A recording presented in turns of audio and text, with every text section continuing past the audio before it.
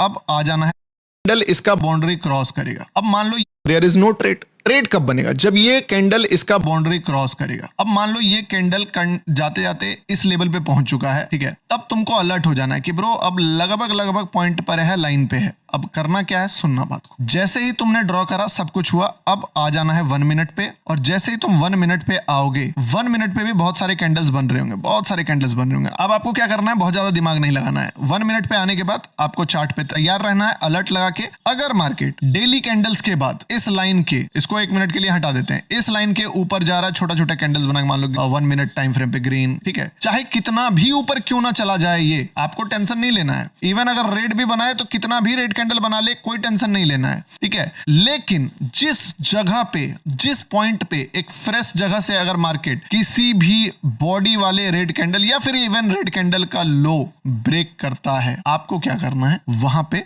Short का trade लेना है, ठीक है। अब इस जगह पे आपने शॉर्ट मारा, स्टॉप लॉस कहां पे रहेगा? अभी कैसे शॉर्ट होगा, ये वाला ब्रेक होना चाहिए नेक्स्ट कैंडल में, स्टॉप लॉस इसके ऊपर रहेगा, ये आपका एसएल रहेगा। टारगेट क्या रहेगा? टारगेट पहला आप रख सकते हो जहां से भी मार्केट स्विंग में रिवर्स करा, मान लो मार्केट गिरते गिरते यहां से चढ़ा था, तो ये वाला जो भी टारगेट होगा आपका, ये टारगेट पहला टारगेट होगा, this will be the first target. और 20% क्वांटिटी तुम छोड़ दोगे बड़े टारगेट्स के लिए। अब नहीं समझ में आया क्या कॉन्सेप्ट है, क्यों है? लिक्विडिटी जो होता है, जितने भी नीचे से बंदे बाय करके लेके गए हैं इसको, बड़े प्लेयर्स का ना एक टारगेट होता है कि मुझे प्रॉफिट बुक करना है। वो प्रॉफिट कहां बुक करते हैं? जहां पे मोस्ट ऑफ द, बोल सकते हो कि लोग डर जाएंगे कि अब ये बुलिश हो गया है, ठीक है। और अनयूजुअल जगह जहां से कोई सोच भी नहीं सकता है कि ब्रेकआउट हो गया अब ये, वहां पे तुमने डायरेक्टली ट्रेड नहीं लिया। क्या किया? पहले एक रेड कैंडल आने दिया। रेड कैंडल क्या बतलाता है? रेड कैंडल बतलाता है कि बायर से ज्यादा सेलर है वहां पे, तो पहले एक रेड कैंडल आने दिया। इसके बावजूद तुमने ट्रेड नहीं लिया। तुमने क्या बोला, बायर से सेलर एक बार गलती से आ सकता है, फिर बायर आ जाएगा क्योंकि स्ट्रांग है। उसके बाद अगर उसका लो ब्रेक हुआ, यानी कि एक तो पहली बार बायर से सेलर ज्यादा आया, प्लस वो सेलर दूसरे कैंडल में भी ज्यादा आ रहा है, तब तुम बैट लगाए